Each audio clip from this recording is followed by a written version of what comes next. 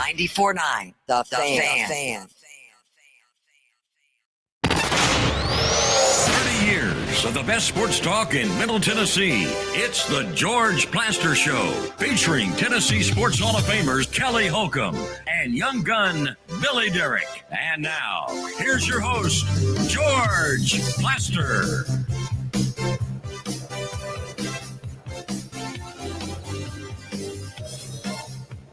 Hello again, everybody. Welcome in. It depends on where you are. In Nashville, I'm told it's pouring. Here in Cooperstown, New York, it's beautiful. 75 degrees, not a cloud in the sky. And as you can tell, we're in, I guess, the museum wing of the Baseball Hall of Fame.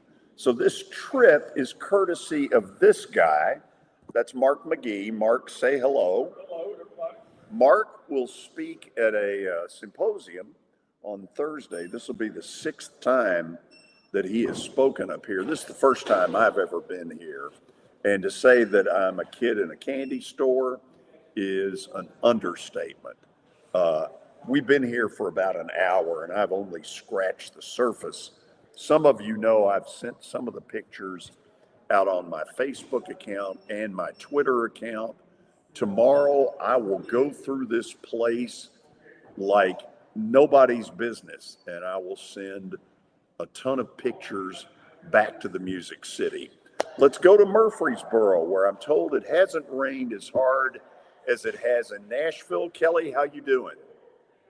Great, George. How you doing, man? I remember being there. That's a cool place, isn't it? So you've been there. So, okay, we drove through Buffalo. Yeah. Drove by, I guess, an exit for Orchard Park where the Bills play their games. And it didn't say past home of Kelly Holcomb. I was very disappointed. I'm disappointed too. I can't believe you didn't see the statue out there, man. You didn't see a statue? I saw one, but it was not of you. It was of Jim Kelly. That would be correct. Jim is still revered up there now. Only this recent deal of Josh Allen has taken the fragrance of Jim Kelly away a little bit. But Jim Kelly's, he went to the USFL because he didn't want to go to Buffalo. He said, "I'll never play in Buffalo." And then guess what? He played in Buffalo, and now he lives full time in Buffalo. Okay, so you've been to the Baseball Hall of Fame. I have, yes. I told you several years ago when my son, they have a deal in the summertime where these young teams can go up. I think it's like 13 years old, and they have a deal up there where they play ball and you play every day. It's a really cool deal. I mean, there's so many, like for 13 weeks in the summer, that thing's packed with teams, and you go a certain week, you have to get involved. But like, it's a really cool place, and one of the deals that they give you there is when you do play there, you get to go to the Hall of Fame. And it was my son went, our team went, I went. It was pretty cool.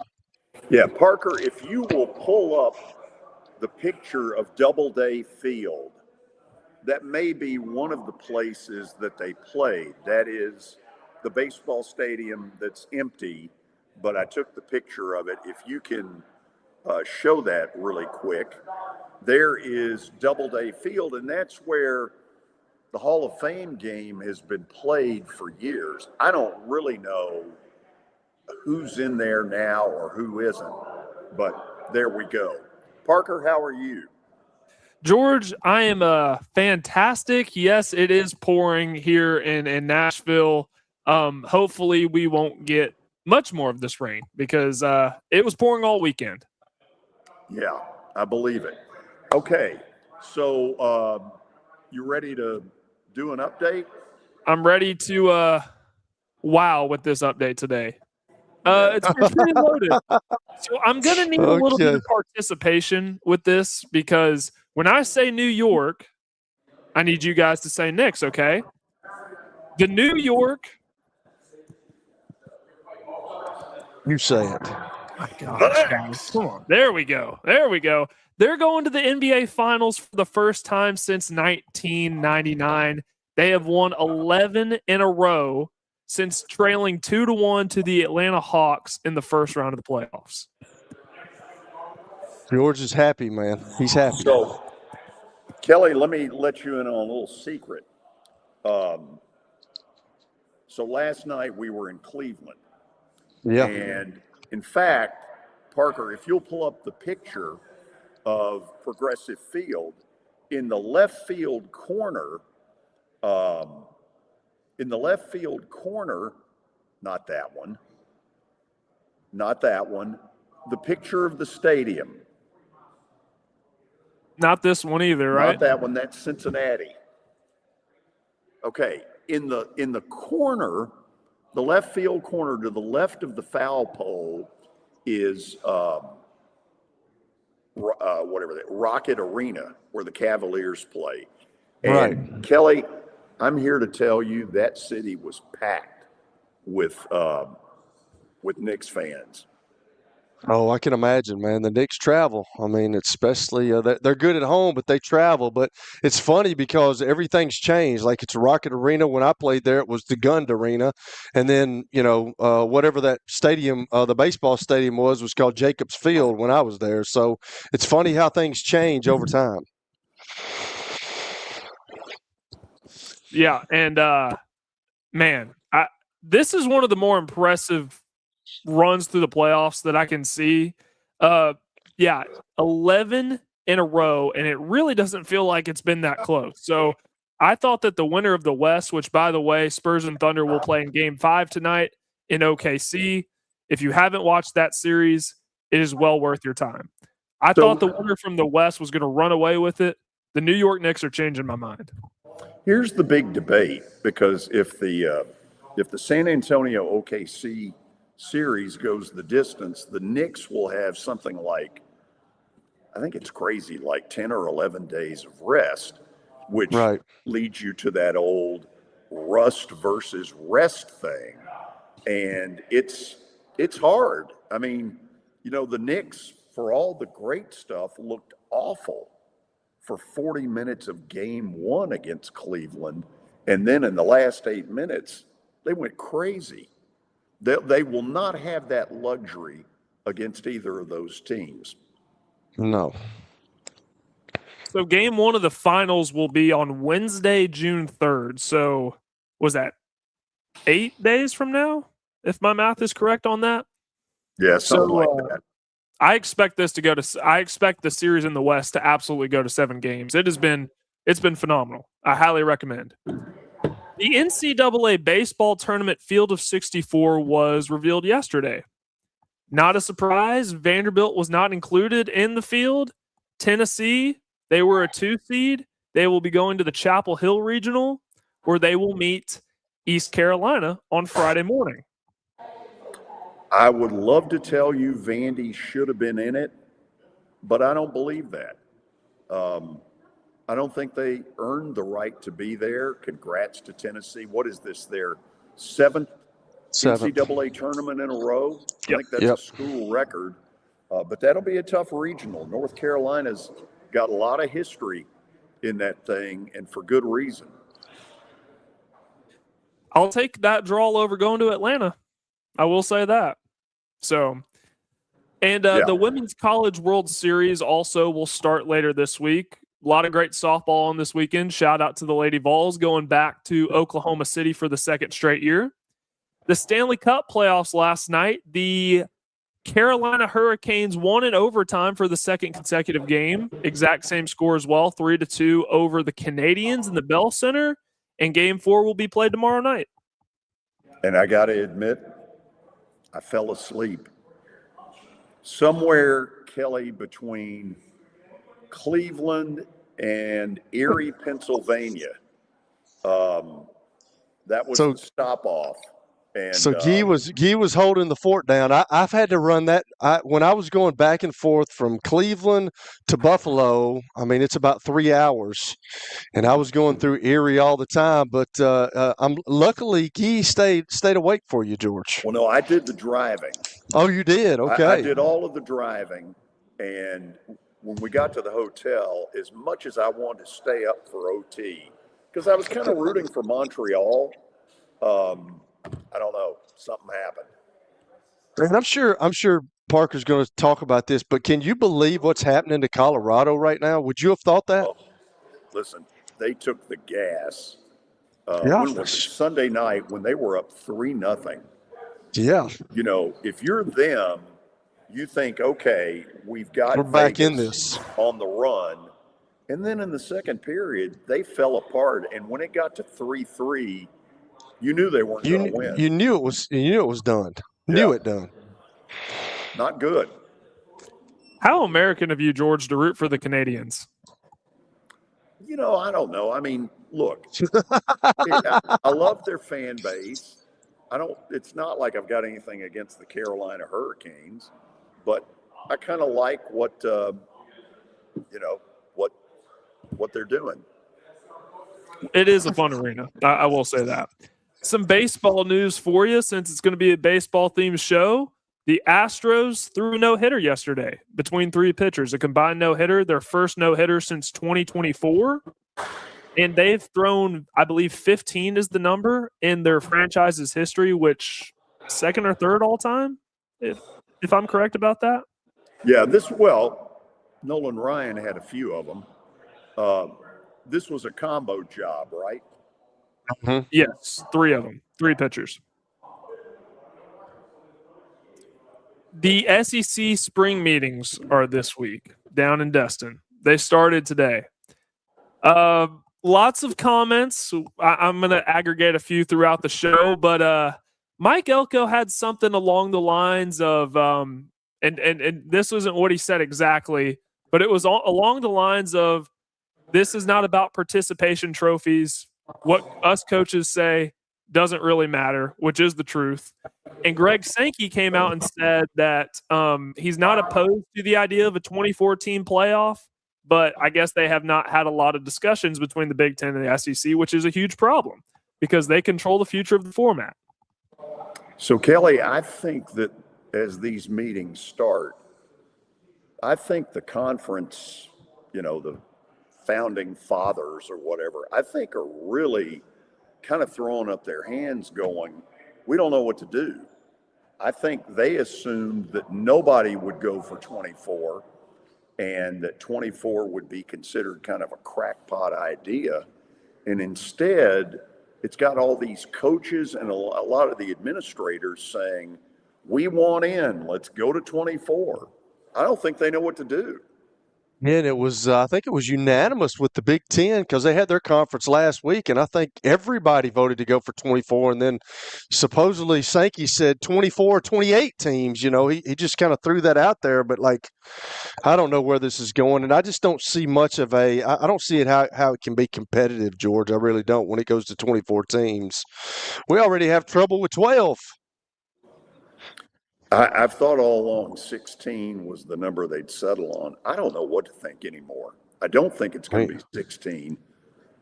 Like a lot of people, my fear is 24. 24 is about 10 or 12 too many. Too many, way too many. I don't need this idea of 28 being tossed around either, so Greg Sankey needs to hush. Kirby Smart had some comments about the SEC potentially breaking away if national rules cannot be agreed upon. Quote, I'm not afraid of that. I'm not afraid to break away and say that our conference is strong enough to go out and play. Of course, Iowa State's athletic director, Jamie Pollard, said, well, if you're threatening to break away, just go ahead and do it. I don't even know what that looks like, man. I heard that too, and I don't understand. I don't know. This stuff is getting wild with what's being discussed. So what do they do? Join the Canadian Football League? I don't know, man. I guess it could be like the NFL. I don't know, man. This wild what's happening. Yeah, because nothing gets me more excited than Alabama playing a road game at Edmonton. Last thing to wrap up here. Tomorrow is May 27th. It's a really important day because it's the deadline to withdraw from the NBA draft if you haven't already. Tyler Tanner, as of right now, the Vanderbilt guard, is still, going towards the NBA. He has not come out and said that he's coming back to Vanderbilt. So we'll find out in about 24 hours. Help me with this. I don't know. Have many players pulled out yet? A couple of them. I think Flory Badunga from Kansas did, but he's going to Louisville. A couple big names that we're waiting to hear from: Jeremy Fears and Milan Momcilovic, the shooter from Iowa State. If he does come back, he will be joining Mark Pope at Kentucky.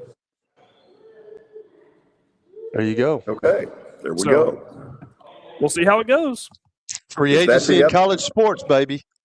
Let's go. Just like everybody wanted. That's it. Kelly, what kind of grade would we give it? I mean, it was okay. I mean, we had an off day yesterday, but it was okay. I think it headlined some of the top things that are going on, which the Knicks, as you talk about, you're excited about that, George. It was unbelievable how many Knicks fans were in Cleveland. Now, I don't know what the look was like inside Rocket Arena. I could hear it. That probably gave you a little bit of a hint. But in the radio play-by-play of it, boy, it sounded close to 50-50. Of course, they had a lot more to cheer about. They were winning by 40. Who did you go see? Cleveland and who? Cleveland and Washington. Oh, Washington. I'm telling you, that Washington bunch, you've never heard of 2/3 of their starting lineup, but they are one of the top 4 or 5 teams in Major League Baseball right now in runs scored. It's crazy. Oh, wow. Okay. You know who's not in that list? Yeah, I know exactly. The Cubs. Yeah. 9-game losing streak makes me sick. I don't get it. I don't know what's going on there. The beauty of it is that division will allow you to bite the dust and still come back and live to tell about it, maybe. Okay, after the break, Tony Basilio will join us from Knoxville. We'll find out his take on Tennessee's pairings in the NCAA tournament. From Cooperstown, New York, in the Baseball Hall of Fame, this is the George Plaster Show. When I got my first car, my dad told me, keep the gas tank full and my number on speed dial. Now parents are telling their kids, save 615-242-9000 just in case. I'm Blair Durham. If you or someone you love is in a wreck, call us. We're here to get you the money you deserve. It's easy to say good things about the folks at Strike and Spare Family Fun Centers. Number one, I trust them with something that's near and dear to me, the Plaster and Friends Celebrity Bowling Night. But more importantly, I see the fun people have. They enjoy the bowling, they enjoy the camaraderie, and you will too. Come by any of their locations and get ready to have some fun.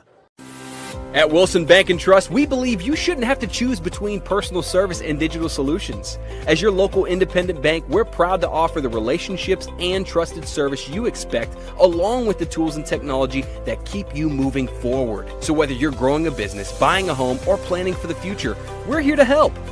Because this isn't just where we work, it's where we live too. Wilson Bank & Trust, here to get you there. Member FDIC. Are you looking for expert medical care in Nashville without leaving your home? Medical House Calls brings concierge-level health care directly to your door. Whether you need urgent attention, ongoing primary care, revitalizing IV therapy, or medically guided weight loss, our experienced providers are just a phone call away at 615-838-2375 or go online, medicalhousecalls.com. Are you tired of living with back pain?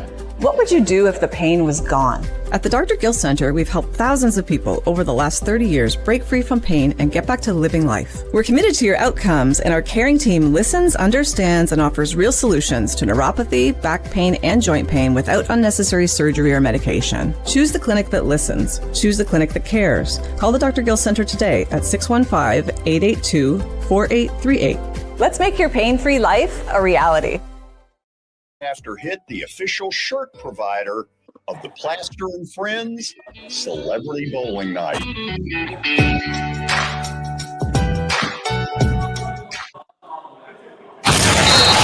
ESPN Radio lives here. Your sports live here on ESPN 94.9 The Fan.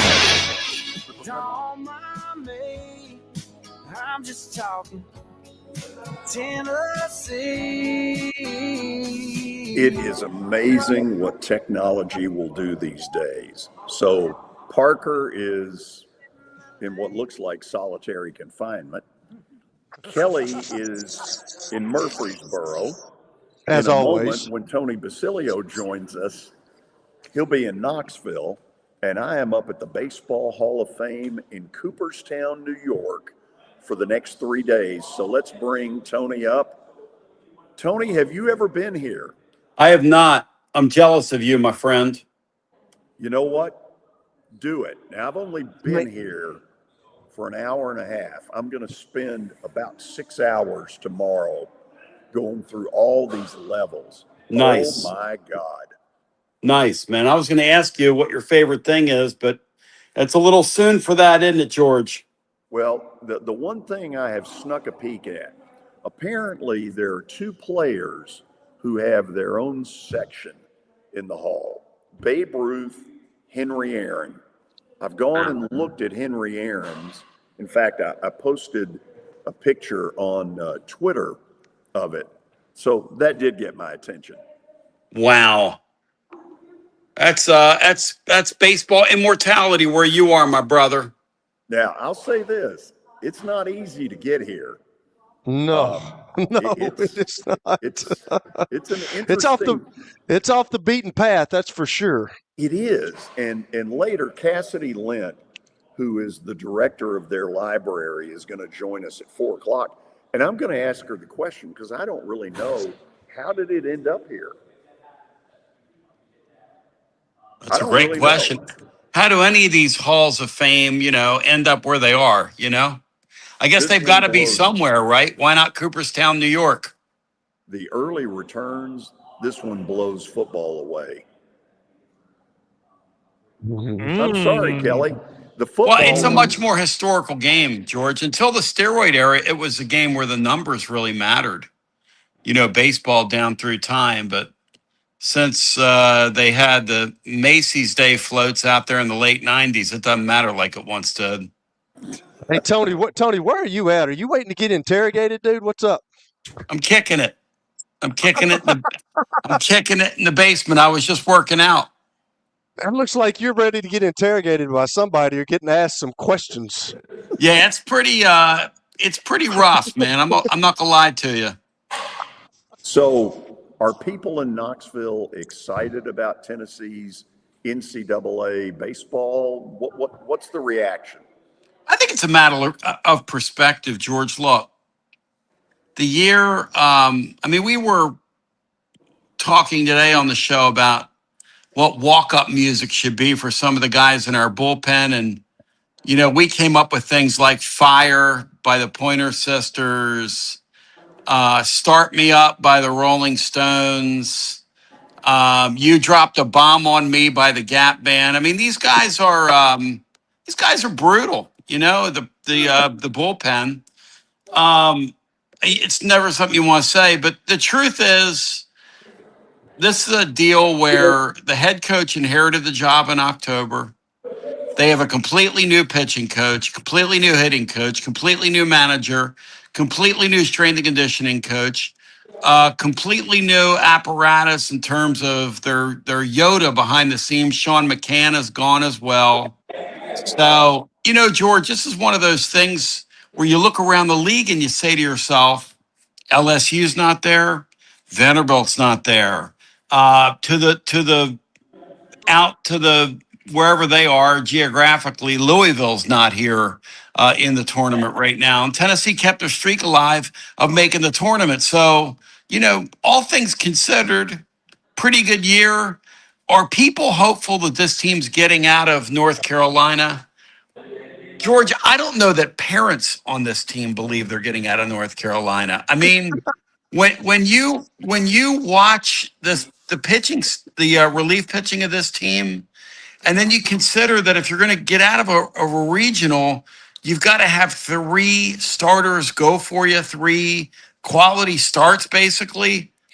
That's going to be a tall task for this team. They're much better set up to win a super regional than they are to win in this format. Yeah. Isn't the one encouraging thing, Parker brought it up earlier, if they go to Georgia Tech, they got no chance. North Carolina, maybe so. North Carolina's got a weird tradition, George, where they've been a bunch. They've never won the whole thing. They've got kind of a funky way about them where sometimes they don't perform at home when they're in these spots. So, look, Tennessee's got nothing to lose here. And North Carolina's got everything to lose. And why not go and play the spoiler? The other thing I think that helps Tennessee in the back of your mind, if you're holding on to something, is the ACC, for whatever reason in this tournament in recent years, hasn't performed as well as maybe it should have. I think that's something Tennessee fans can kind of take solace as we get ready to go see what's going to happen. So, in your mind, whatever goes on from here is just simply kind of gravy? Yeah, I said that today on the air. People don't want to hear that. But yes, I have some, morons. Well, if you don't win at all, it doesn't count. Well, I'm like, okay, well, I'll tell you what. Turn your video game on tonight, play a tournament, put yourself in level A, put your competition in level B, and go win championships. Not everybody's going to win a championship every year. I mean, this whole championship culture thing where if my team doesn't win a championship, they had a bad year. I mean, that's just pure nonsense. Kelly. Well, and let me say this. The Cavalier fans know about it. I was in Cleveland yesterday. Wow. And you have never seen so many Knicks fans. Spike Lee was there. They travel. Ewing was there. Timothy Chalamet was there. I'm sorry, who? Timothy Chalamet. Sounds good to me. Yep. Let's just say the city was packed with Knicks fans. I don't know how they got all the tickets unless the Cavs people just said, screw it, we're not going to win. Well, I mean, George, one group of people I didn't hear you say was the Cavaliers. They didn't show up. The Cleveland Cadavers embarrassed the NBA last night. I mean, look, Here's the thing that I like about hockey and you like about hockey. When those guys get on the ice, they compete. These NBA guys, no offense to them, but when it gets to be 3-0, they make their plans for Cozumel, Cancun, the Riviera, Aruba. Kelly, am I lying? Did that look like an effort at all to you last night, Kelly? 100% correct. I do not respect that for 5 seconds. As a sports fan, I don't understand it. I don't understand how America is giving these people their money. It's a bad product. It stinks on dry ice. The other series is good, but that stuff that went on in the East this year is dreck. No offense. Agreed. Kelly. Agreed. Hey, so go back to baseball. What would you say? You talked about all the things that Coach Elanders had to deal with this year. Yeah. What are the people up there? What do you say about the job that he's done so far? Look, 3 weeks ago, I didn't know how to feel about him, but down the stretch here, they've done a really nice job of salvaging their year. And they've sort of done it playing smart baseball, which shows me they're coached. When it comes to their bullpen and the issues they have, you can't get blood from a stone. Kelly, I mean, you could put me out there and you're gonna hammer home runs off me. The thing about this Tennessee team is they started to hit the ball at the end of the year. And then in different series, they used different strategies hitting the ball to win games. Hitting the ball the other way, hitting the ball where it's pitched, drawing walks, being resourceful, those sorts of things. Where that kind of thing wasn't going on earlier in the year. The other thing this team has done is they've competed. And, look, I was talking about the Cleveland team last night, or my Sixers, or the Atlanta Hawks.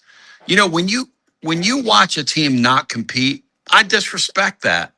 When you watch a team that, loses because they're not as good, but they're out there trying and they're competing, That's something different. This Tennessee team here in the last month has really competed where, I was talking about Vanderbilt and LSU earlier. Tennessee was right in the spot, in a similar spot as those teams about 5 weeks ago, and they won enough games to put themselves in this tournament.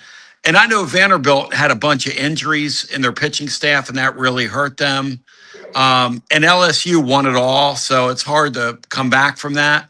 But still, I respect the effort and respect the job Elander's done. I mean, in my book, I'd have to say he's had a nice year, all things considered. Yeah, and he's kind of replacing the guy that won a national championship there, who's gone to the San Francisco Giants. But like, what did he do good managing the team that was kind of different than Vitello? That's a great question. I think he's probably a better in-game manager than Tony is. Hey, Tony, George is going to clip this out, and they're going to use it. Tony, don't get offended. Kelly asked a question. I got to give Elander some love here, Tony. This is verbal. This is not physical. I just want you to know that. But, Elander did a really nice job of getting a feel for and managing his baseball team. Earlier in the year, he was leaving pitchers in too long, and they blew several large leads. Now he's at least going out and putting multiple pitchers in so they can blow large leads. And that's growth.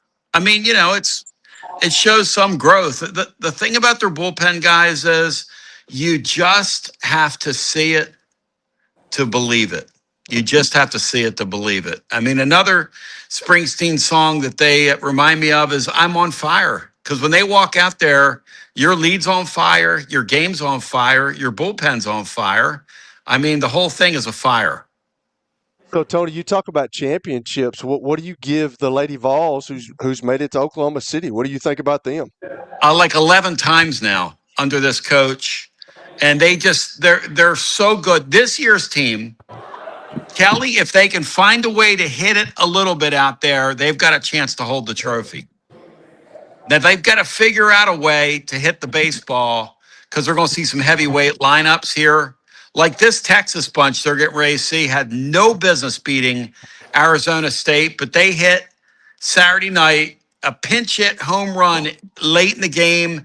The same gal last year they brought off their bench who hit a pinch hit grand slam for them. It's like this ace in the hole Texas has, and the Lady Vols just don't have that offensive gear that Texas has. And they're going to see them in the first game. And as you guys know, in any of these events, you've got to win that first game because you don't want to come out of the loser's bracket in one of these deals. So Tennessee and Texas, it'll be early on Thursday, and it's going to be a lot of fun to see how they perform. So let's refocus on the task at hand in Destin. Everybody's talking about, Paul Feinbaum's been talking about it. Heather Dennis has been talking about it. The 2014 playoff, they had the Big Ten talking about it, and they were unanimous in their thoughts of they all want a 2014 playoff. Yeah. And now you got Greg Sankey saying, well, I'm not opposed to a 24 or a 2018 Of course he's not. He's a politician. Yeah. I know. So what are your thoughts, on all this stuff? And, and I'll ask you next about Kirby Smart, but what are your thoughts on this stuff about what's happening with all this politics going on with this 16-team, 24-team, 28-team playoff coming to the CFP? By the way, hold on. Yeah. Hold on. By the way, that whole I'm not opposed to it, phony, BS. He can be good in Washington. There's no question. Well, what I like about him is everybody talks about how powerful he is. He didn't want his league to play 9 games. They're playing 9. He wanted, and then when they agreed to go to 9, he wanted a 16-team playoff. It's going to go to 24. I mean, the Emperor has no clothes, guys.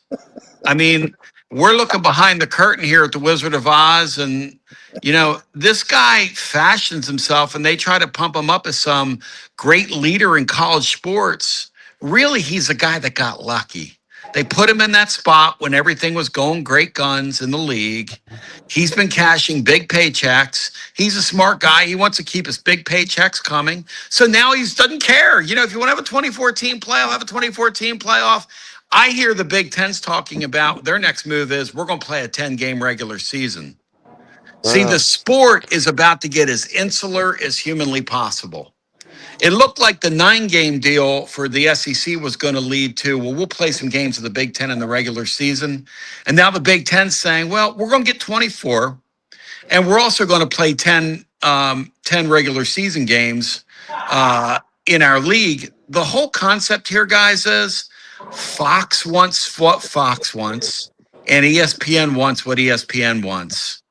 And unfortunately, it looks like Fox is going to win. Because that's what the Big Ten wants. The Big Ten wants what Fox wants. They want that 2014 playoff. So Kirby comes out and talks about. I don't want to interrupt, but I have something pretty big here. The NCAA has denied Texas Tech's quarterback's Brennan Sorsby request for reinstatement for eligibility in the 2026 season. That is per Pete Thamel.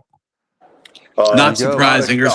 There's no way he could ever play in the NCAA. What he's going to do is he's going to go into the supplemental draft, and I predict the Cleveland Browns take him. Oh, wow. So the Brownies, huh? That's my prediction. Wow. He might win the job. They still can't get right. So Kirby Smart talks about, hey, if the SEC can split off and they can afford it, let's just do that. Like, where are we going with all this stuff? And you just talked about, that was the exact same thing I was going to talk about. Like, the Big Ten's talking about 10 games. When's the SEC going to be the NFL of the South? That's what we're going to do. We're going to have the AFC and the NFC, and we're going to have a bunch of teams trying to jump into each boat to save their bacon. And I think you're going to end up with 2 20-team leagues or 2 25-team leagues. And maybe they can put them back together in some sort of geographical conferences when we do that. At least that's my hope. Because right now, what we've done to college sports is straight up idiotic, aligning around football. When the rest of these seasons go on, and I mean, you've got, I was putting teams with leagues, yesterday on the air when they were doing the draw, we were on there, and I was like, wow, UCLA, oh, no, I'm sorry. They're a Big Ten school. The number 1 overall seed. I mean, that's the most idiotic thing in the world. They're not a Big Ten school. No. George, no. Do you acknowledge that? Do you acknowledge they're a Big Ten school, George? I don't. No, actually, I thought they had joined the Canadian Football League. Thank you very little. It's probably closer. No doubt about it. Tony, would expanding the playoff to 24 teams be the single worst decision, not just in the history of college football, but the history of college athletics? I mean, I'm for it, guys. Look, at this point, why not? Open it up to 80. It's going to open it up. 80 teams in the last 12 years would have made the playoffs. I don't know what the number is now, but I'll make a prediction to you. If they go to a 24-team format, a team between 18 and 24 will go and at least get to the semifinals within 5 years. And here's why. It's going to give the power conference teams a shot to get healthy as the year goes on, a shot to rest people, a chance to lose a game somewhere along the way. And I see Kelly making a face. The truth is, if you turn into a playoff sport, that's what the NFL does already, Kelly. September kind of matters in the NFL, but so college football fans, if you don't follow the pro game, get ready for this. Because a team between 18 and 24 will make a long run. They'll get hot and healthy at the end of the year. So we know the SEC and the Big Ten are the ones controlling the format going forward for the playoff. Yes. The TD wants 24. Who knows what Sankey wants? Sankey says he wants 16. Let's say he does decide, okay, 24 wouldn't be that bad. ESPN has come out and said that at max they want 14, maybe even 16, because they control the rights to broadcast the games through, I think it's 2031. So if they're wanting 24 teams, would ESPN somehow be able to hold them off since they control the rights? Look, we're entering a new chapter here. This Duke thing and what Duke's trying to do with Prime Video. Yeah. There's there are a bunch of competitors in this thing that weren't there before. Netflix is paying the WWE billions of dollars for their programming.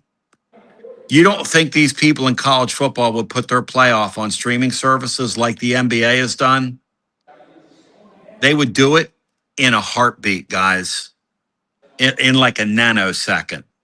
Fox is initiating this, I believe, this 2014 thing. So, Parker, let me ask you this. I've gotten a little bit that says my volume's a little low. Does that make it any better? You sound great. You sound great. Yeah. I love it, George. You got a little ambient sound to you. It sounds like you're in a like a museum. I mean, it's awesome sounding. You know, as a matter of fact, we are. Yeah. Thank you. Sure. All right. Last thing for me for the Lady Vols. It's a good thing that Oklahoma's not in it. It seems like this is the first time they're not in the College World Series in my lifetime. Yeah. But Texas, the defending national champs, which is who the Lady Vols are going to play. Yes. How do you like their chances versus Texas in the first round? I mean, I don't know. That whole sport's a coin flip. I love that sport, though. Let me tell you this. That is a great sport to watch. That is my favorite women's sport to watch. They're out there doing something I couldn't do. I couldn't hit that ball with the kid that close, and they take a little bit off of it, and they throw the change, and they got the rise ball, and they got this, and they got that. I'd love to see Cal. I'll tell you what. I might be able, because I have some connections inside that program. George, you bring Kelly to Knoxville. We'll have one of those Lady Vol aces pitched to Kelly. How do you think that will go, George? Well, first of all, he can't even find his way to the Ford Ice Center in Bellevue. I'm in. He doesn't even know where Knoxville is. George, you're making excuses. I'm in. Pickens on the mound. Anytime you're going to ask me for some competition, I'm in. I ain't scared. Hey, Kelly, that's not competition. You, at your age, in a batter's box against one of those kids, Okay. hey, brother, that's a lot of things, but that ain't competition, Kelly. I like it, Tony. Bring it, baby. Kelly, hold on a second. Frank Wycheck spouted this same nonsense years ago, and they went out and did one of those deals where they had a woman pitcher who just carved him up. Hey, Kelly, do it. Hey, Kelly, major league players have gotten in that box and had trouble hitting off those girls. Because the ball, I'm not scared. Let's say that. I ain't scared. Well, the ball, when it gets on top of you, is like they say it's like a high 90s fastball. So, wish you luck, Kelly. Mama didn't raise no weakling, homie. Let's go. But maybe a fool. Here's what you'll see if Kelly does that. Oh, yeah. Yeah. Hey, I give the guy credit. You can see the competitor in him. Oh, absolutely. The athlete bowing up. Unfortunately, the competitor in him would be striking out ad nauseum and walk. He would look like a member of our bullpen when he got done with that. His head would be slumped down and look like a member of the Tennessee bullpen. We need to hurry up because Tony's about to be called in for questioning. Let's go. Tony, where can a person hear this nonsense in Knoxville? It's nonsense. tclub.team or tonybasilio.com. And we're pretty fired up, George. We've got a noon start on Friday, so we'll be doing some post-game after the game. And I don't know. I don't know how the baseball team's going to do. Most people don't think they're getting out of this deal, George. I hope they do, though. What time is their game Friday? Noon Eastern. Noon Eastern. Yeah. Okay. Hey, thank you as always. Yep. Hey, George, shout out to Vandy Baseball. They represented. I'll pass it on. Thank you. Okay, after the break, a few 100,000 thoughts about what Tony put out there. Because the first thing I'm thinking is there's some bean counter at some school going, we can't lose a home football game. Right. Well, that 10-game thing he threw out there, that's exactly what would happen. This is the George Plaster Show from Cooperstown, New York. When I got my first car, my dad told me, keep the gas tank full and my number on speed dial. Now parents are telling their kids, save 615-242-9000 just in case. I'm Blair Durham. If you or someone you love is in a wreck, call us. We're here to get you the money you deserve. Baseball is just like music. You don't believe me? Let me show you. It's jazz, improvised and unpredictable. It's rock. The crowd explodes like a guitar through a wall of amps. It's rap, fast, sharp, all rhythm and timing. It's country, nothing but 3 outs and the truth. Do you believe me now? Look, no matter what music you're into, the hottest track in town, Nashville sounds baseball. Welcome to Hit City. Sports and Social at Green Hills Mall is the new home for our Football Night in Nashville promotion. Their food is terrific. Their TV setup looks like a racing sports book in Vegas. And if you're a sports fan, you can't beat it. Starting September the 4th, we'll broadcast from Sports and Social every Thursday night. There's Pop-A-Shot, great football, and the chance to win a beautiful Mikey's Motors golf cart. See you at Sports and Social in Green Hills Mall. Clarksville, get ready. Because when the doors open at F&M Bank Arena, the noise winds out. The walls shake, and the Cats take control. Fast plays, big hits, non-stop arena football. Get in the den. Get your season tickets now. You've heard me talk about the putting zone. Well, guess what? It's now open, and it offers a revolutionary indoor golf experience featuring state-of-the-art putting surfaces designed to replicate real-world course conditions. It allows players of all skill levels to practice, compete in tournaments, and connect year-round. Go by and see them at 3040 Sidco Drive and tell them Plaz sent you. It's the George Plaster Show. Your sports live here on 94.9 The Fan.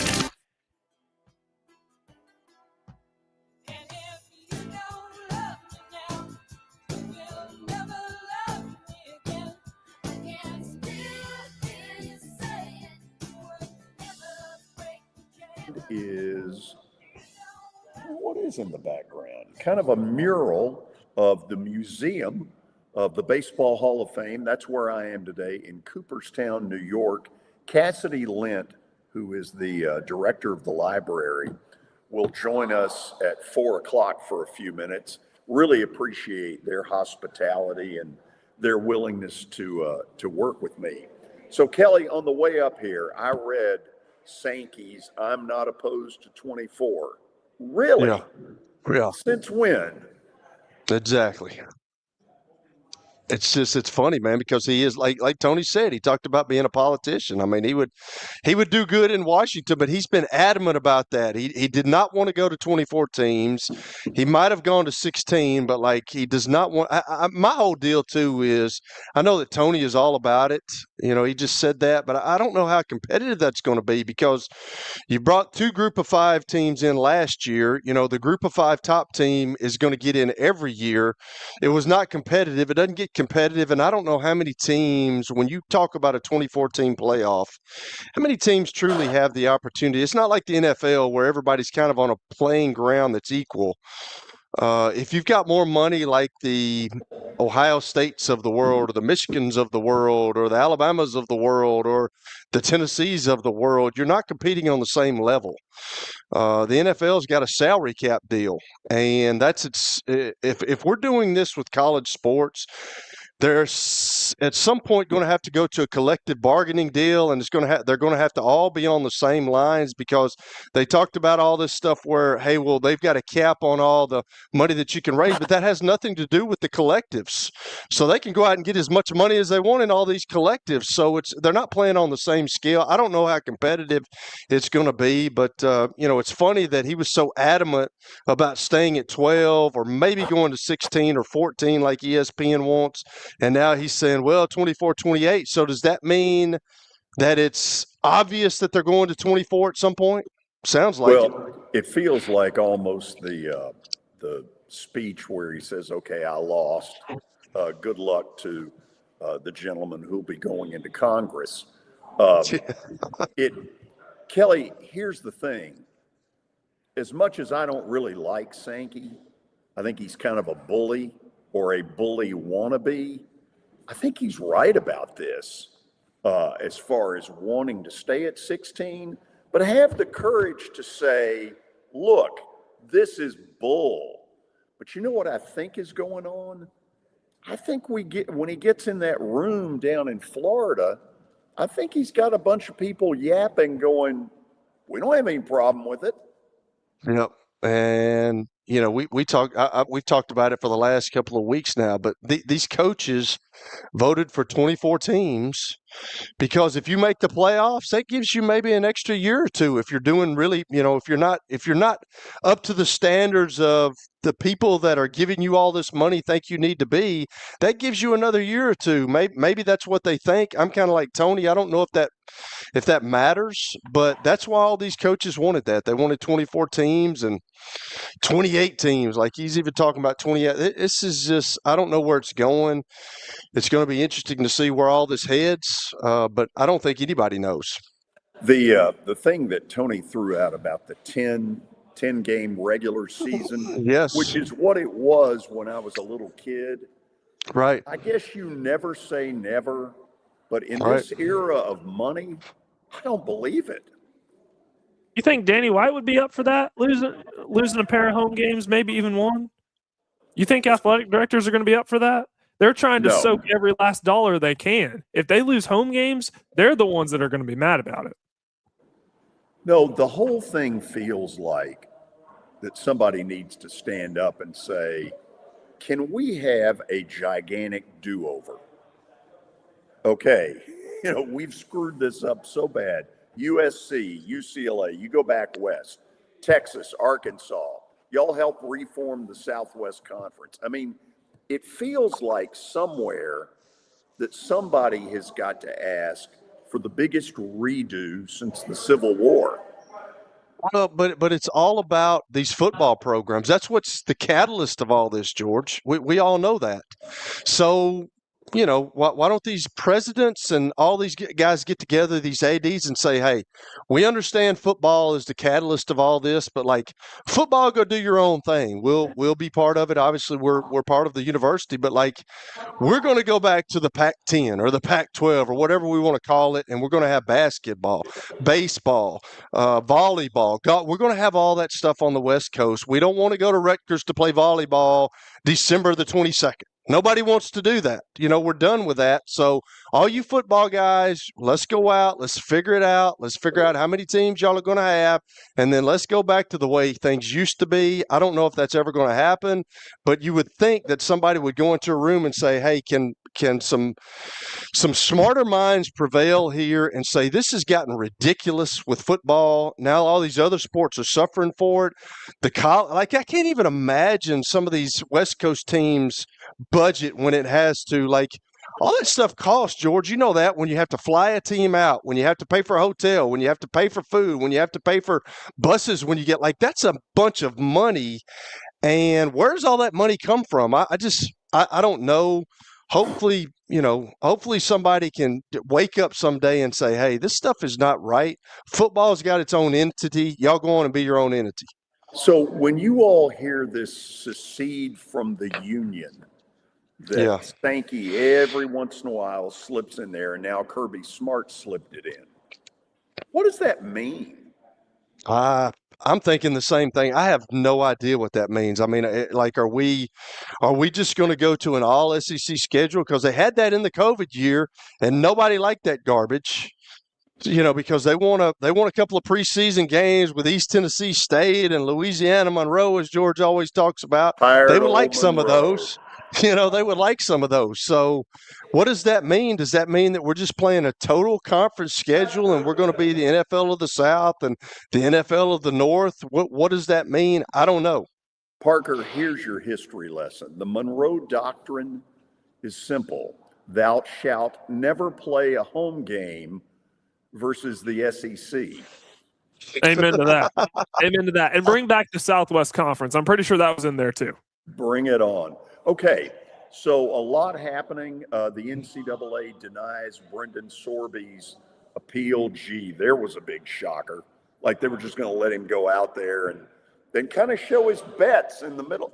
Yes, I bet on Indiana and I bet on Cincinnati, and you too can jump in as well. You know, I can see that being a good NIL deal. I'm a little cynical right now. We'll get it back on track. 3 o'clock hour is done. When we start the 4 o'clock, we will have stat of the day. Then Cassidy Lent from the Hall of Fame will join us. I'll show you some pictures of what it's been like so far, and who knows what else. From Cooperstown, New York, this is the George Plaster Show. Smashville lives here. Here's a shot, he scores! Steal behind the net, a one-timer! Preds score! Your home for Preds hockey is 102.5 The Game and the Game Nashville app. You can take the Game Nashville Sports Network with you wherever you go. You need to see him improve and carry some people along with him. Just search for the Game Nashville in your app store and listen to all 3 stations. 102.5 The Game.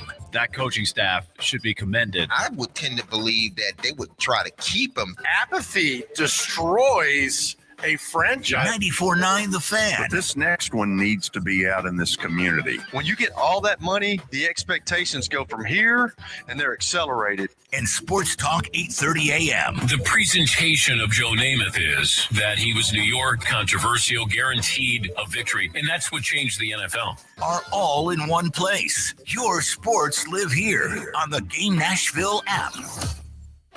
Droplight is a venture studio. We don't sit on the sidelines. We build inside the brand. From stadiums to festivals to the fastest tracks in the world. We turn brands into something people feel.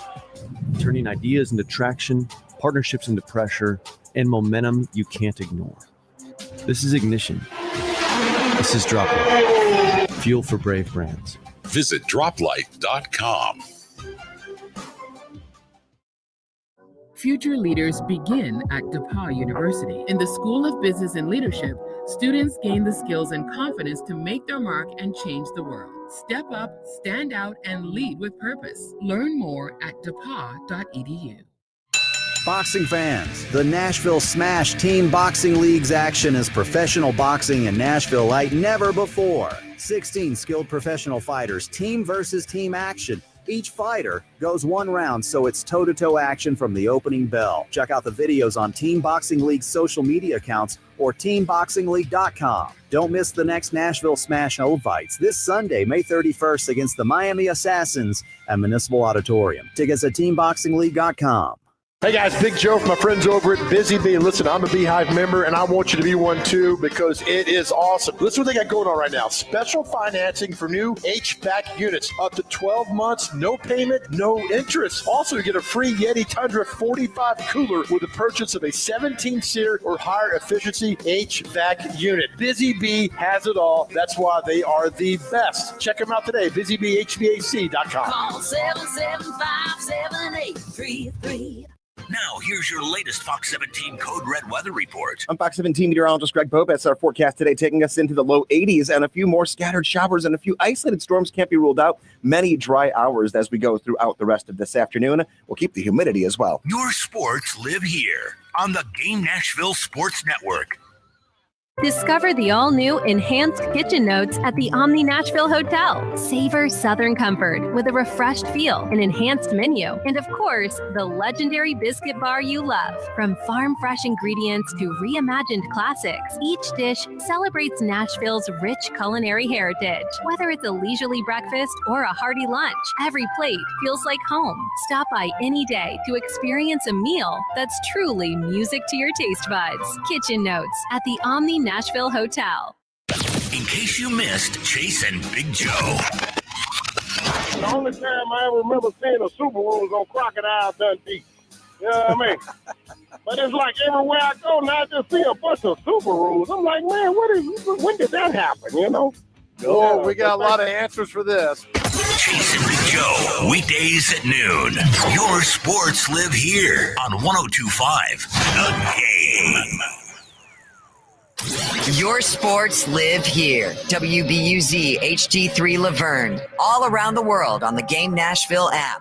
We are the Game Nashville Sports Network, ESPN 94.9, The Fan, a Cromwell media station. It's the George Plaster Show. Your sports live here on 94.9 The Fan.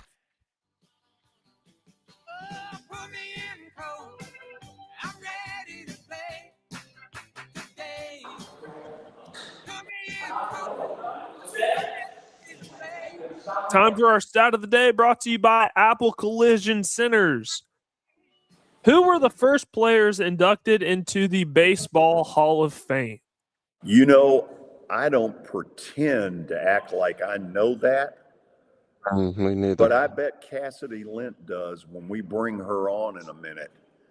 She is the director of the library here at the hall. I mean, I would assume, Kelly, would we be talking Babe Ruth, Lou Gehrig, Ty Cobb? That's kind of who I'm thinking. Put the answer up there. Let's just sort of see. I knew you could get Babe Ruth. Ty Cobb is in there. Honus Wagner. Yes, Honus Wagner. Yep. Christy Mathewson and Walter Johnson. I would not have got those other two. By the way, if you listened really close to the Open, the voice on there is Chuck Morgan, who has been the public address voice of the Texas Rangers for the last 40 years. There's a microphone of his that is here in the hall, and I intend to find that baby tomorrow. Chuck texted me earlier. I told him I'd send him a picture if we found it. Anyway, this is terrific stuff for me. I'm in baseball heaven at the Hall of Fame in Cooperstown, New York. I mentioned earlier, Cassidy Lent is the director of the library and was nice enough to agree to come on with us. Cassidy, first of all, thank you for the hospitality and welcome to the show. My pleasure. Thanks for having me. So here's just a stupid question in what will probably be a barrage of them. How did it end up in Cooperstown? Well, that's a great question. It's not stupid at all. We are here kind of based on a myth.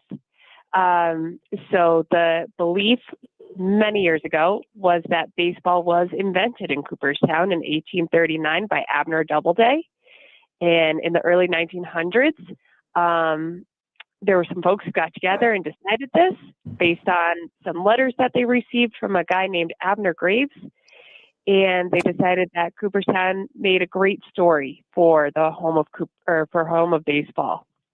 And so a few years after that, there are a few more gentlemen who decided that, let's honor the greats and create a Hall of Fame. And we'll also create a museum. And they decided what better place to put it than in Cooperstown. So this is something I don't know again. Was there ever an attempt by anybody in baseball to say, wait a minute, New York City or Cleveland or whatever, has that ever happened? To move the museum, or that anybody fought us on it being Cooperstown as the home? Yeah, I'm just kind of curious. No, absolutely. I'm not aware that anybody at the time fought us. There are people since then who have towns and villages and cities who have all said, no, we can claim the earliest baseball games. And to which we love the stories, and we tell folks that baseball isn't a place, date, time invention, but it's an evolutionary game. It evolved out of multiple stick and ball games, and it continues to evolve today. You look at the game today; it's not the same game that was played last year, or 10 years ago, or 20 years ago. We now have universal DH. You have the ABS system. All of those sorts of things have changed the game, and will continue to change the game, making it more of an evolution than a place-time invention. On the weekend when you do the induction ceremony every year, Mark McGee and I just drove it. It's an interesting drive when you get close to here. How in the world do 55,000 people get in and get out on that weekend? Very carefully and very slowly. We welcome everybody, and we want everybody to have a good, safe time here. It gets a little, close. But we have people who will stay as far away as, Albany or Syracuse, to come be here for it. And we'll make that drive in, either by themselves or on a bus tour group or something of that nature, to come through the ceremony. So when I met you a couple of hours ago, I had never been here before. I've had the chance to kind of sneak about 30 minutes of a look, and obviously it's baseball heaven to me.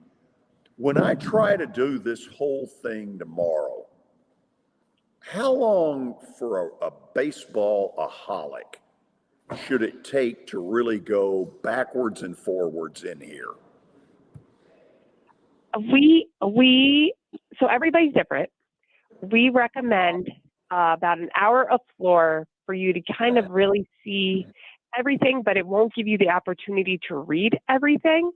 There are folks who will spend a day on each floor and still feel like they didn't read everything. Okay, so the challenge is there for me. Kelly Holcomb is a former NFL quarterback who is on my show. Kelly, say hello to Cassidy. What do you got for her? Cassidy, how you doing? I'm good. How are you?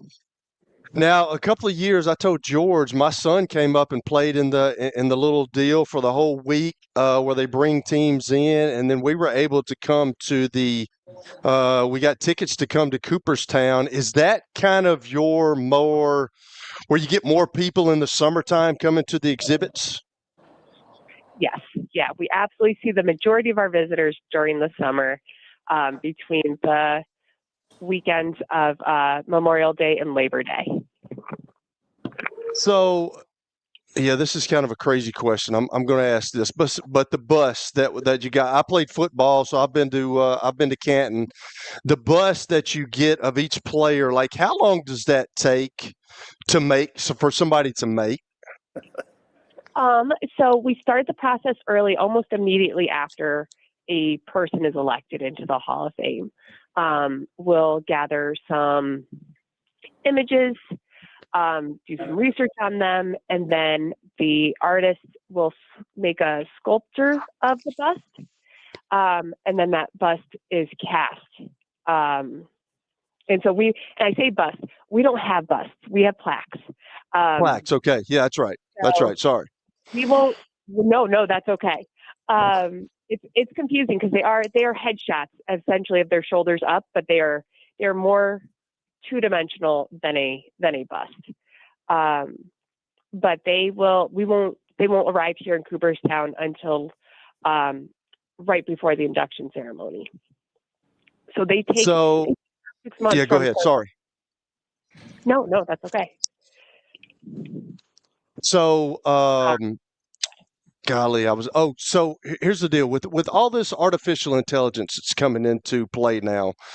How will that impact? Will that impact or have anything to do with Cooperstown? Because I see where y'all have got some interactive things where fans can look at stuff and they can hear things, they can watch some films. But how much will artificial intelligence come into play in the next, 2 years, 5 years, decades?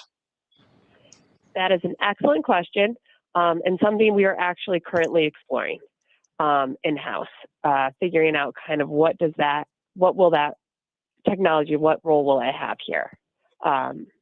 So we are looking into it, kind of exploring options. Oh, wow. So when y'all get some guys that, every year you have a ceremony like George was talking about, but like how long is when you get the names, when that happens, when guys are trying to get inducted into the Hall of Fame, how long does it take and how long does it take the list to kind of get down and who all's involved in all of that? So a person can enter the Hall of Fame in a couple different ways. The one way is through the Baseball Writers Association of America vote. So the BBWAA we send out a ballot with a list of roughly, we'll say, I believe it's between 35 and 40 players now. These players all have to meet a certain criteria, which is they have to have played Major League Baseball for at least 10 years and have been retired between 5 and 15. So if you meet those criteria, you get put on the ballot for whatever the BBWAA is kind of looking at. If you have appeared on the ballot before and didn't receive 5% of the vote, you don't get to go on to the next year's ballot. If you received more than 5%, you do. So that's another kind of criteria cutoff. But those go out to the baseball writers who have their own set of rules of who's allowed to vote. They vote. Those get counted. If you get 75% or more of the vote, you are elected into the Hall of Fame. So that is for what we consider to be recently retired players. Everybody else, so anybody who's been retired for longer than that, or as a manager, an executive of some sort, or an umpire, they go to what we call our era committee ballots. And those are split up into 3 different eras types of folks. So the one is the contemporary era, and that's for players who played 1980 forward. And then we have the same timeline, 1980 forward, for managers, executives, umpires. And then we have a 3rd era committee that meets and talks about anybody who played or participated in the way of a manager, umpire, executive, 1979 backwards. Okay, so I got 2 more. This just came to me when you were talking about that. But how do the newly inducted Hall of Fame members receive the news? They are called, typically by either one of our high-level staff members or by Jack O'Connell, the BBWAA secretary. I got you. And my last question here is, and by the way, Kelly, some of those calls are legendary. Yeah, that's just intriguing to me, man. But let me ask you this. My last thing is, how many people a day normally do you get in to look at the Hall of Fame, to see all the plaques and to see all the things? Oh, it depends on the time of year. So in the winter, we might see a whole whopping 5 people, especially if we've had a snowstorm. We are in upstate central New York. We do see our fair share of snow and cold. But the people who come to town, we do our best to be open for them, especially during the snow, because they've made it all this way. And if they want to be here, we try to be open for them. But during the summer, we'll see on a busy day, we'll see, I don't know what our record is, but I believe we'll see over close to 1,000 people in a day. Wow. On a particularly busy day. So I'm getting ready to ask kind of an impossible question, because I know there are a lot of really cool things in the baseball, the Hall of Fame museum there. But what is your favorite part of the Baseball Hall of Fame, if you had to pick one? Well, obviously my favorite part is the library. No, so the library itself, the archives, it's wonderful. My favorite object, 3-dimensional object, is that we have an upright piano that was once owned by Christy Mathewson. It was sent to him while he was recuperating from TB in Saranac Lake. And so I love the things that don't make sense here. It doesn't make sense for us to have a piano. It's what speaks to baseball fandom. That there were people who thought so much of him and thought a piano would I don't know, lift his spirits maybe. And so they sent him this piano. So, and that's a lot of what we have in the library and the archives. Yes, it has to do with baseball directly, meeting minutes, financial ledgers, things like that. But so much of it is kind of that fan experience as well.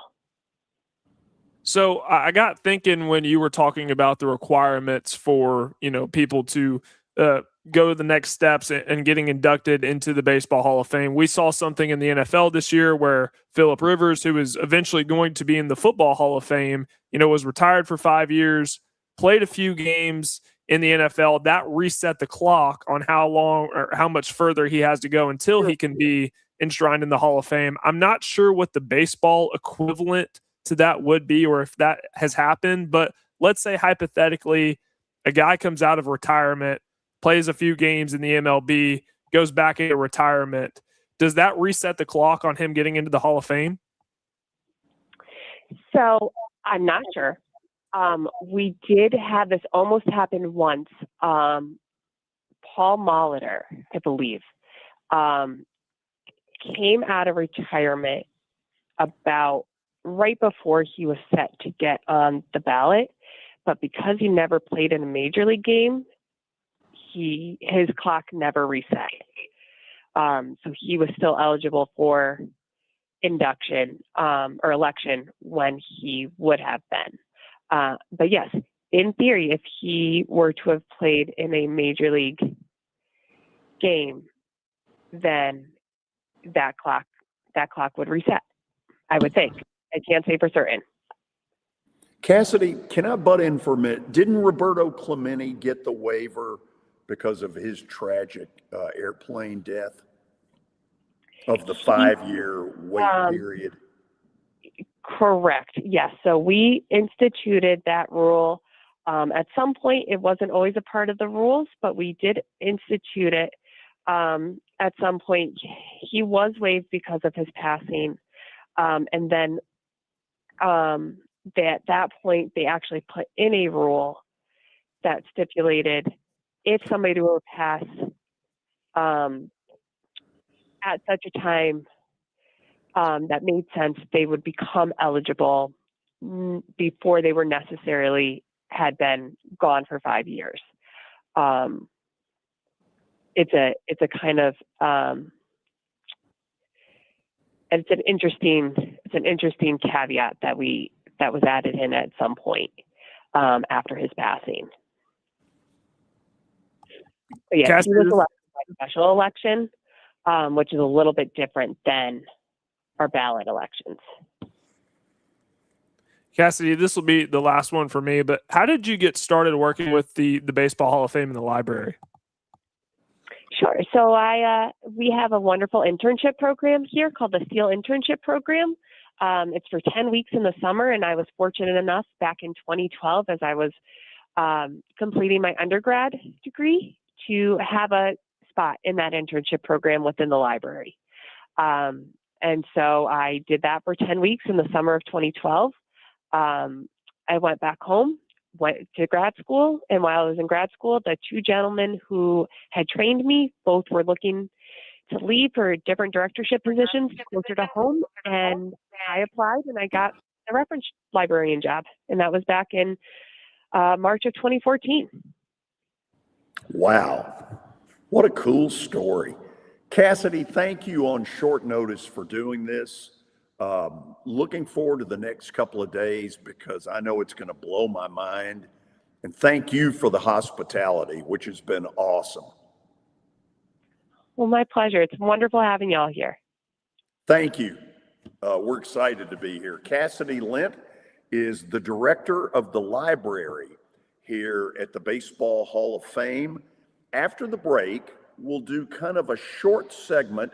Parker, you'll pull up some of the pictures and I'll kind of talk through what's been going on over the last 3 days from Cooperstown, New York, and the Baseball Hall of Fame. This is the George Plaster Show. When I got my first car, my dad told me, keep the gas tank full and my number on speed dial. Now parents are telling their kids, save 615-242-9000 just in case. I'm Blair Durham. If you or someone you love is in a wreck, call us. We're here to get you the money you deserve. Venture Express has been helping people in this area for more than 40 years. They're headquartered in Murfreesboro with over 30 years of dedicated fleets involving production, manufacturing, and corrugated experiences. They're an asset-based company with over 700 tractors, 4,000 trailers, and 800 drivers. If you need their help, dial them up 615-793-9500 or log on to ventureexpress.com. You've heard me talk about the putting zone. Well, guess what? It's now open, and it offers a revolutionary indoor golf experience featuring state-of-the-art putting surfaces designed to replicate real-world course conditions. It allows players of all skill levels to practice, compete in tournaments, and connect year-round. Go by and see them at 3040 Sidco Drive and tell them Plaz sent you. Are you looking for expert medical care in Nashville without leaving your home? Medical House Calls brings concierge-level health care directly to your door. Whether you need urgent attention, ongoing primary care, revitalizing IV therapy, or medically guided weight loss, our experienced providers are just a phone call away at 615-838-2375 or go online, medicalhousecalls.com. It's easy to say good things about the folks at Strike and Spare Family Fun Centers. Number one, I trust them with something that's near and dear to me, the Plaster and Friends Celebrity Bowling Night. But more importantly, I see the fun people have. They enjoy the bowling, they enjoy the camaraderie, and you will too. Come by any of their locations and get ready to have some fun. Night. ESPN Radio lives here. Your sports live here on ESPN 94.9 The Fan.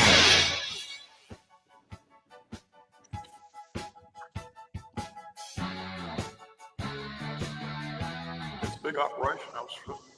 Okay, we are back. We being in Cooperstown, New York at the Baseball Hall of Fame. Mark McGee is speaking at a symposium later this week, and this gave me the perfect opportunity. I've never been here before. Parker, if you can, let's go from backwards to forwards on the pictures, and I'll kind of talk through them a little bit for those who can't see. So sometimes in baseball, you don't get very lucky. Just like you all have had a ton of rain, that same system hit Cincinnati on Sunday, and so the picture some of you are seeing and some of you aren't is the announcement that the game was postponed. That did not go over well in Cincinnati. A lot of people left the park saying it's just a drizzle.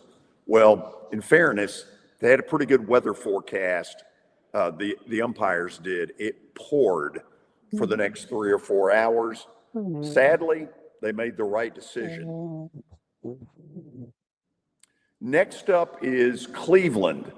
I didn't realize going in that Rocket Arena, where the Cavs play and where the MAC holds its postseason tournament, is, when you say right next door to the Cleveland Guardian Stadium, I mean left field foul pole is 20 feet from it. You can see from this picture from the upper deck of Progressive Field that in the left field corner to the left of the foul pole is Rocket Arena. So, Kelly, a bunch of people kind of did a doubleheader. They went to about 5 innings of a blowout, and then they paid a bunch of money and went over and saw the Cavs flame out and get just absolutely boat raced. George, in that picture, it doesn't look like excitement lives there much right now. Well, when you're that was, in fairness, before the game, but when your pitcher gives up 4 homers in the first 2 innings, not a lot to cheer about. Yeah, excitement's gone. Let you in on a little secret. They booed the hell out of him. Oh, wow. Okay, that's the outside of what used to be the Cleveland Indians deal. It's now the Guardians. You know, I don't like the fact that it changed. I think it's wrong, but that's just my opinion. Go Tribe, right, George? I would have paid off somebody. You know, it's funny. You hear, you know, the Redskins, they have to change their name. The Indians, they must change their name. The Atlanta Braves, you don't hear anything anymore. No, it's kind of amazing. Truly is. It's also phony. Phony. Okay, keep going. So this is Doubleday Field. What some of you are seeing is Doubleday Field, which is where the Hall of Fame game has been played forever. That's the entrance. And I found a way to sneak in. And Parker, if you'll flip, you'll see a couple more. There's the diamond where they play. And let's see what else. I think we got one more. Okay, that's the entrance to the hall. If you were to walk in right now, I am just to the right as you walk in. Pretty cool. They probably need better security and get me out of here, but that's how you walk in to the hall. Next up, Mark McGee pointed this out to me, and it may be hard for you to see. On the outside, as you walk into the Hall of Fame, they have their own version of a Wrigley Field scoreboard where they've got the standings of all of the divisions. You'll notice in the right corner that your Atlanta Braves continue to be in first place. Thank you. Okay, now I got all of about 10 minutes to take some of these pictures. These are the plaques that Cassidy was talking about earlier, and I'll get specific on the plaques. Let's go to another one.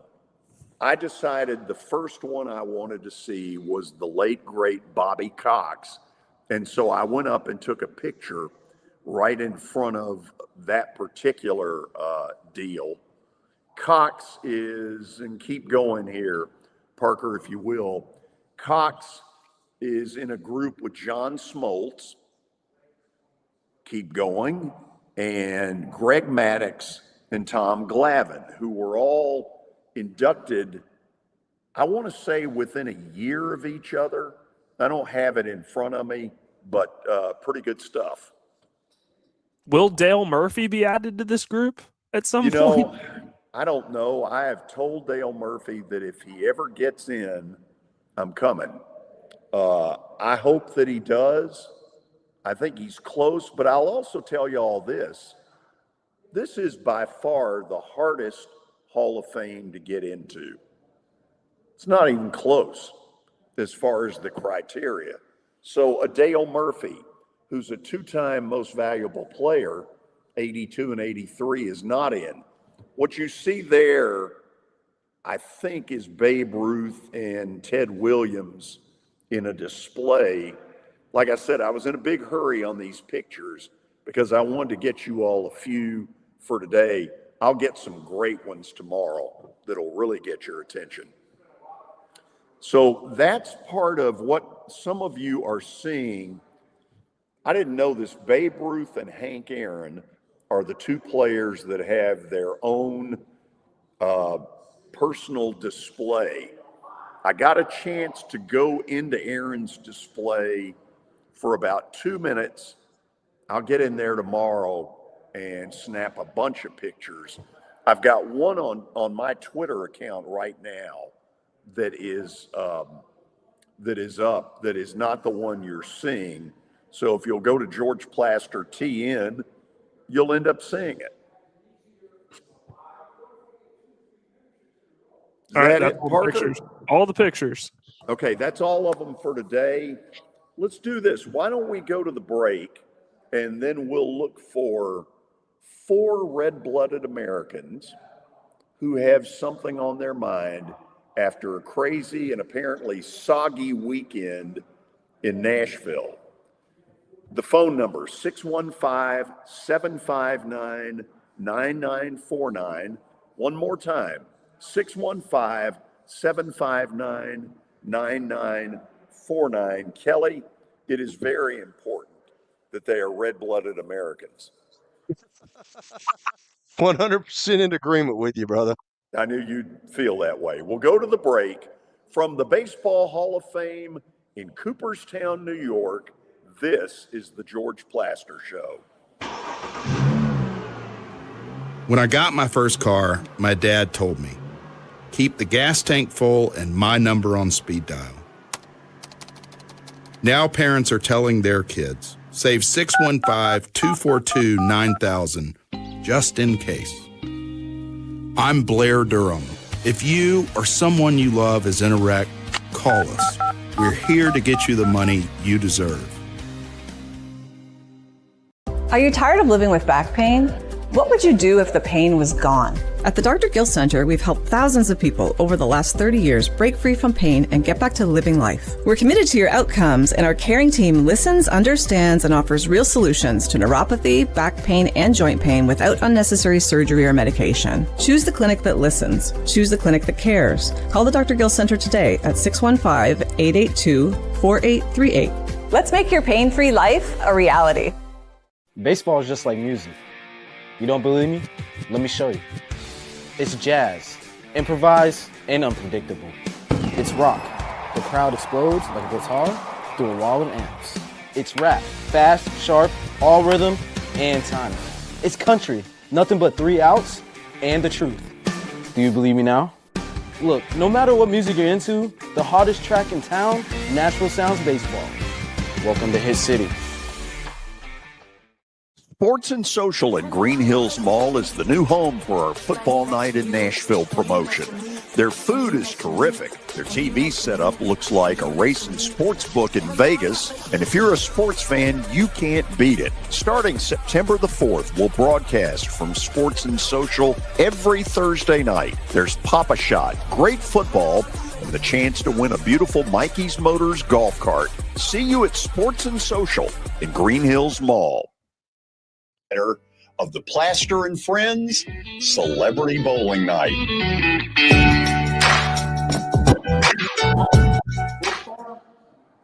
Sports and Social at Green Hills Mall is the new home for our Football Night in Nashville promotion.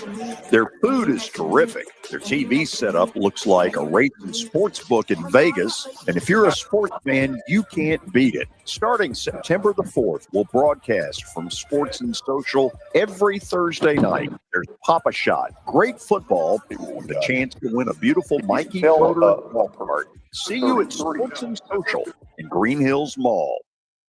It's the George Plaster Show. Your sports live here on 94.9 The Fan.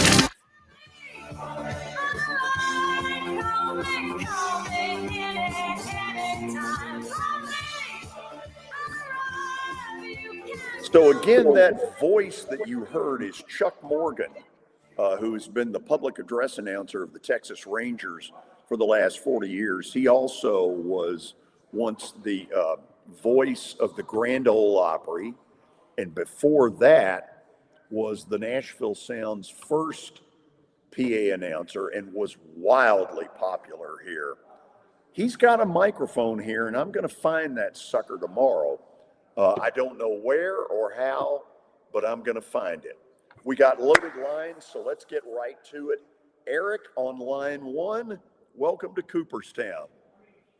Hey, George, I hate to put a damper on Cooperstown, but I just found out about 5-10 minutes ago Bob Horner's passed away. So I know you've been doing a lot with your former Braves and people affiliated with Braves. First it was John Sterling, then it was Ted Turner, then Bobby Cox, and now I just saw a few minutes ago with Bob Horner passed away. Wow. That is, wow. So Bob Horner would have been, 78. He'd have been 22, 70? 68. Yeah, 68, wow. Yeah. Because because I was thinking about you when I heard that, and of course, Kenny the Man was a Braves fan, and of course, Frank and Smyrna Braves fans. So just my condolences, George. Thank you. A couple other things, George, and then I'll get off. You mentioned, of course, and I felt bad for you that you weren't able to see the game Sunday in Cincinnati because, of course, the game got rained out. They had Friday, had the doubleheader on Saturday, and of course, couldn't play on Sunday, which, of course, is understandable. So I felt bad for you. But were you planning to see the Braves against the Reds this weekend? I will see them Friday night. Thank you for asking. Okay. And George, the other thing, and then I'll get off, and that's the Cavs-Knicks series. It's just, I'm surprised, but apparently Cleveland's made the decision they're going to bring back Atkinson. I would have said after he made that insane statement about, 2 out of 3 analytics, we're winning and all that type of stuff, some of the just insane stuff he was saying, and the Harden he was talking about that. There's debate whether or not to bring him back. I mean, you got swept. You can say all this stuff about you feel the better team, you like the better team. You got swept, and they never recovered for game one. I don't know what changes they're going to make on this team next year. I've heard rumors they may try and get Giannis. Some have said LeBron. But I'll be honest with you, George. Somebody made a point, and I don't know if I agree with this or not, but it may make sense. Talking about why would LeBron really realistically want to go back to Cleveland, especially with the way the Cavaliers play defense. I think that's a valid point. I don't know if he want to go to a team if these guys can't play defense or play effective defense. They had tired legs. They just looked really bad. And I don't know if his presence – I know he would chew them out and all that type of stuff, but at this stage, I don't know if he wants to kind of be like a babysitter. It's going to be interesting to see what happens with that team next year. And like I said, there's been talk that maybe they're trying to get Giannis. A lot of people talk that Atkinson would be fired, and maybe they get Jason Kidd or somebody else, or Giannis' former coach. George, you just want to get your thoughts on that. As always, it's a pleasure to talk to you. Y'all guys take care. We'll talk to you again soon. And George, again, my condolences about Bob Horner. Oh, thank you. Listen, appreciate it. Guys, the NBA's got a problem because, you've had playoff games where the Knicks have beaten Atlanta by like 58. Last night, from what most of you all saw, it appeared that the Cavs kind of tanked it. When you don't care any more than that in the playoffs, that's a bad sign. That's I'm with you, George. I think the NBA has a serious problem because that's what happens. I mean, Tony said it correctly. Like, you can go 3-0 down in the NHL, but those guys are going to come out. They're going to fight. They're going to scrap to try to get back in that thing. NBA is different, man. They're just not going to, like, if they're down 2-0 and they can get that one, they can get it to 2-1, they're in it. But then when they know that they're 3-0 and nobody's going to come back for 3-0, it's just like I say with the Titans. If the Titans are as bad as they were last year, if they start off playing good, they've got some motivation to stay in there to the end of the game. That's the same way in the NBA, man. I don't like it, but they've got a serious problem with that because people just give up. They quit. Why do you think they're losing fans? I'm one of them. I used to love the NBA back in the day. Now I can barely stand to watch it. I've never been more excited about the NBA in the last 4 or 5 years than I am about Thunder Spurs. But outside of that, the playoffs have been, especially this year, have been very just lacking a lot. I think it's going to keep getting worse too. I really do. Well, they'll get a huge boost ratings-wise. Knicks, whoever. Whichever of those teams. First of all, you're going to get a huge Knicks audience, a huge national boost. But y'all are right, boy. It's been a little hard to watch. Let's go down to southern Middle Tennessee, down to Lawrenceburg. Tony, welcome to the show. Thank you. Hope you guys had a good holiday weekend. George, I wanted to ask you if you'd heard that the legendary Tom Lawrence is going to hang it up at the end of the year. Hold on. Say that again. Who? The legendary Tom Lawrence, a Franklin radio famous. Yeah. Hang it up at the end of the year. And BGA, he was sort of the first of us. There's sort of this myth that BGA had this broadcast wing, and they didn't. But Tom Lawrence was kind of the godfather. Then there was me, then there was Mike Keith, then there was Bill King, and it just sort of happened. So I had not heard that, but look, if you talk to Tom, please pass on my congratulations. That's a good man right there. He's never met a stranger. I believe it. He's the mayor. He's the mayor of Franklin, without really being the mayor, but he does know everybody, and he's a good guy. I've met him several times, and it's going to be a void filling his shoes for the Franklin radio fans on the AM dial. Yeah, don't hear that very often anymore. Hey, I wanted to ask you, do you think baseball will ever have a salary cap, and do you think they need one? First of all, I think this labor negotiation between the owners and the players is going to get big time pissy, because I think you've got two sides that are dug in, and now they're dug in monetarily. They've both gotten a huge war chest.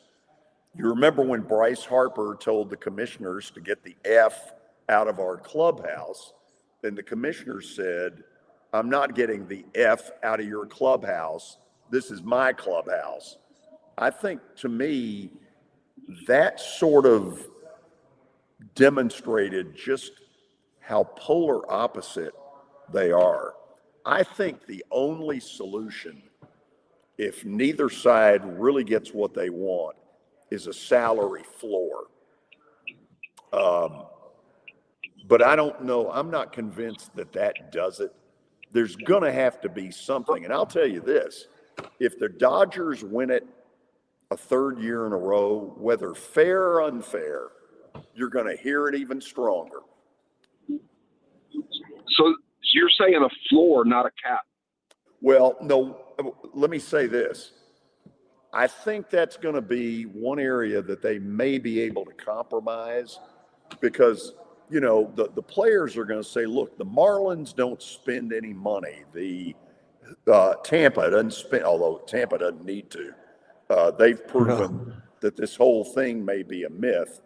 They may be the Players Association's best friend, because the players can sit there and say, Tampa's not spending a ton. This is all about doing it smart. This is going to be a pissy negotiation, and I don't think it's going to be good for the game. Well, as a Baltimore fan, I feel like a small market fan now ever since DC got a team. They got a team right after I left the metro area, but, I just get tired of having to try to compete with the Yankees and the Red Sox and all the big market teams.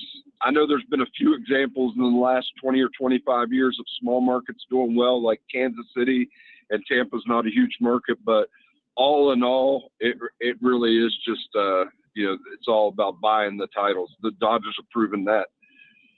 Hey, appreciate your call. We'll let you hear the rest of this offline. Take care, guys. Thank you. So, Kelly, the NFL appears to have the perfect system in the deal, where they take the TV money and pool it, and they take virtually all of the revenue other than what the teams get out of their respective stadiums. It seems like the perfect setup. It really does, and it's created a lot of competitive type games from top to bottom, and I think that's kind of the model that you have to look at. I know that, talking to Danny, I think he's not for a salary cap in baseball. And I think what you said about Tampa Bay, you look at, they've been one of the lower people on that scale, but I mean, they're leading their division right now. Now, whether that holds up, I don't know. Everybody talks about the Dodgers and the Yankees. Yeah, absolutely. So everybody talks about the Dodgers and the Yankees, but then you got the Tampa Bay Devil Rays, who is without a home right now because of all the stuff that happened to them. So I don't know, but they're I just back home in the dome. Oh, are they all there in the dome? Yeah. But and I they're just not drawing flies. Which is sad. But it is sad, but they never have, right, George? They never have Not truly really. drawn, which is kind of crazy to me. But I just think the NFL does it right, and I know that you talk about our our union being soft as chocolate eclairs, but like I've said, when the cash cow is coming to roost, nobody wants to mess up the cash cow. And it's going to be interesting to see how this labor agreement stuff goes with Major League Baseball, whether it does go. And I know that you think it is going to go, and I think Danny probably thinks it is too. But I just think the NFL does it right, and I think they've got a competitive league, and I think salary cap is the main deal that they've done that. Kelly, real quickly, when Eric called about Bob Horner, my first thought was my former engineer doing Vanderbilt games, Bob Horner. Well, I got my Bob Horner and the Bob Horner who passed away on the air together one day, where the Bob Horner that died found out that the Bob Horner, my buddy, had been getting calls about card shows. That's awesome. It was hilarious. Tony in awesome. Nolensville, you're up next. Good afternoon, George and guys, Kelly and Parker. And George, first of all, thank you for sharing the pictures of Cooperstown. That's just beautiful. I mean, I'm looking forward to it.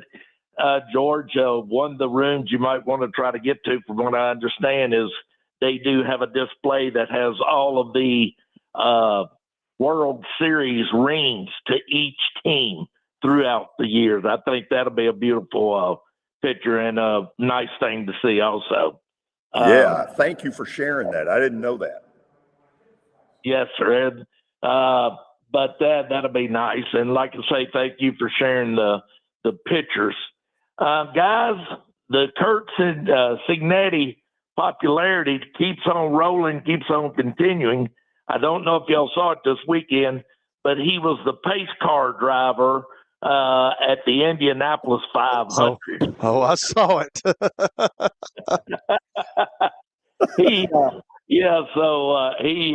It just keeps on growing with it. And I'd like to do a shout out to the NASCAR listeners and things. With NASCAR coming here this weekend, I thought NASCAR and the Indy 500 paid a great tribute to Kyle Busch at both races. I thought they really did well with all of that, and I'm sure Nashville Speedway out here this week will probably do a good tribute with him for him also. Sad story. Say that. Guys, I don't know if y'all have seen this, but it's starting. You're going to start seeing more of this, I do believe. Kelly, one of the mid-majors in Florida Atlantic, is suing 4 of their players who came to them in 2025 through the portal, signed a contract or whatever, and then part of the contract was they had to stay through the full year of 2026. However, after the season, they jumped in the portal. It's 4 of them, a wide receiver, running back, linebacker, and defensive back. They've all jumped back in the portal, went somewhere else. And the money that was still out there on the table that they were to collect, Florida Atlantic had a clause in their paperwork that they signed that if they left before the end of the school year, that they had to pay at least half of that back. And they have not. I think you're going to see a lot of, especially on the mid-major level, of schools doing this type of thing and coming after these players for breach of contract. Y'all agree to that? 100%.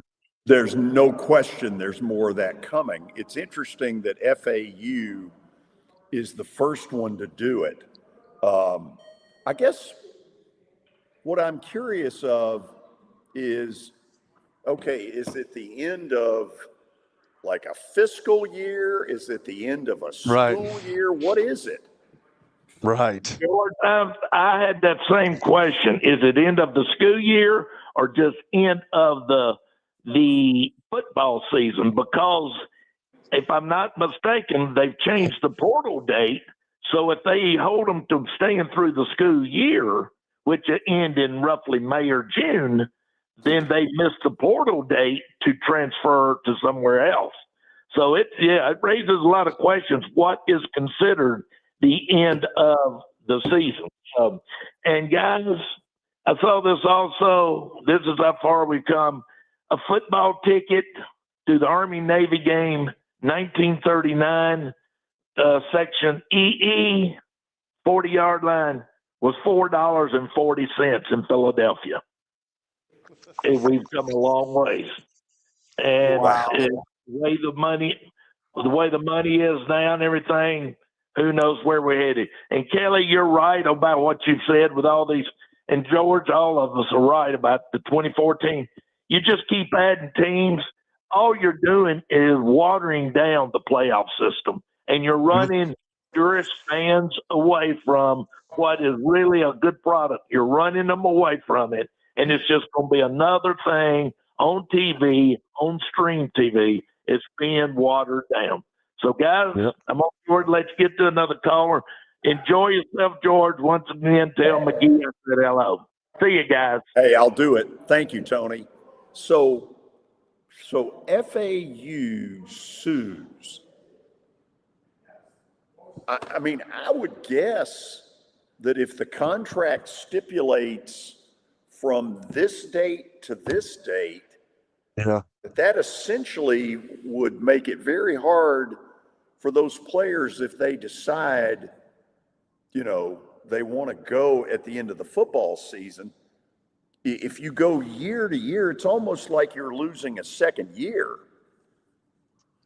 Yeah, but you know that, George. It's all about the wording of that stuff, and it's all about like if they put that stuff in there and like 26, what does that mean? Does that mean because the football season goes into 26 now? So what does all that mean?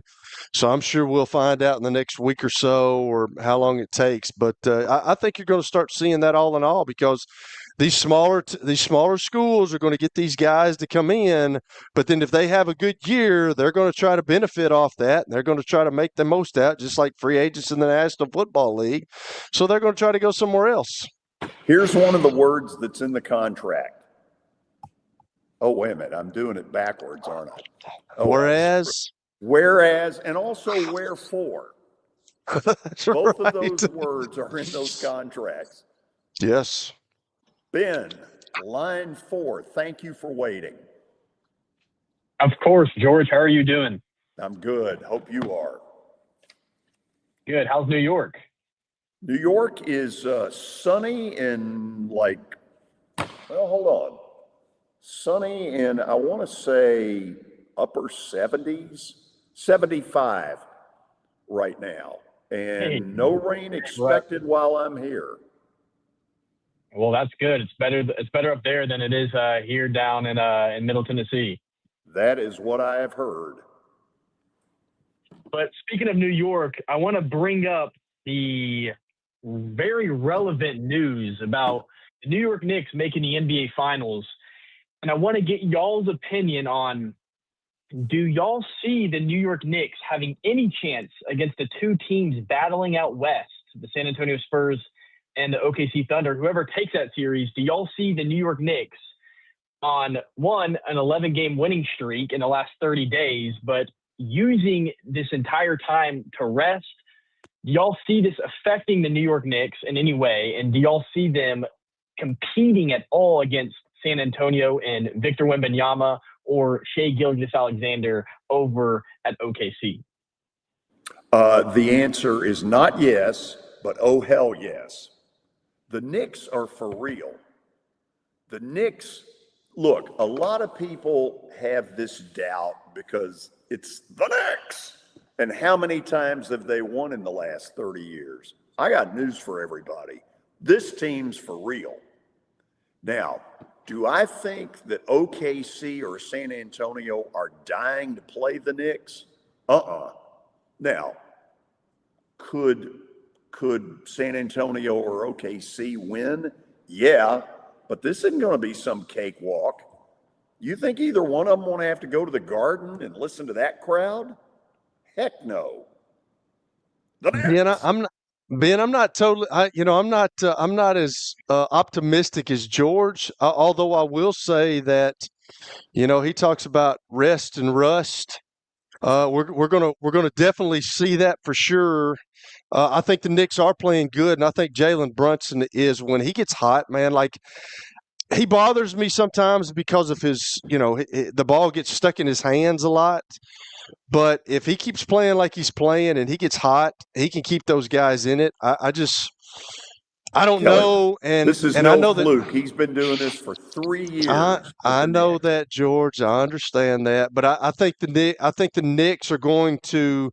I think it's definitely going to help them because I think, just like Parker said, it's either going to go 6 or 7 games for sure, and I think that may wear them down. I don't know. We'll just have to see. I think the Knicks have got a shot, but I think if you're asking me, I still think the West will win it. I do as well. But watching the Knicks, it makes me think that maybe they can take the winner of the Western Conference to 6 or 7 games. I would not be surprised if it went to 7. New York is playing fantastic. They are. So they are. Parker, how do we close this show properly? Oh, Ben, I'm sorry. I got to run here in a second. You get the last word. Well, I was saying I agree with y'all. I think it's going to be an excellent championship, whether it's San Antonio or OKC, and I'm excited to see it. Thanks for your call. Of course. Okay, Thank you, George. Parker, close us out in style. 65-40, the overall record. Did you make 2 bets on Friday, George, or was it just 1? I did 3. Oh, you did 3. 1 and 2. 1 and 2. So tonight, even though you won't see them listed on the graphic, the world will continue. It will spin on its axis in spite of that error on my end. I'm going to take OKC tonight. That line is down to 4. It's Oklahoma City -4 at home against San Antonio. At some point, OKC is going to get control of this. Not by much, but they are. They're the defending champions for a reason. And then in the hockey, you know what? When in Rome, do as the Romans do. Vegas has beat the hell out of Colorado. I think it's over tonight. Vegas sweeping the Avs, huh? God, and a week ago, I put out this blather about how Colorado's the much better team, and you'll know it. Yes, you did. And they're a shoe-in. They're a shoe-in. Really? This just in. They're not. That's what I thought about the other day. When I remembered that, I was like, George said they were a shoe-in. Yeah, they're not a shoe-in. We don't get them all right. Okay, so tomorrow I am going to tour this beautiful hall for 6 hours. And what I'm going to do is send back some of the best pictures that I get. If you see stuff tomorrow, it's the best of the best. Thanks to the folks at the Baseball Hall of Fame. We'll do it again tomorrow from Cooperstown, New York. This is the George Plaster Show. Look who's back in the mix, straight out of New York City. It's the Red Hot Knicks, and nothing's gonna stop us from hanging about. Not the war, heat, or even. Now, here's your latest Fox 17 Code Red weather report. I'm Fox 17 meteorologist Greg Pope.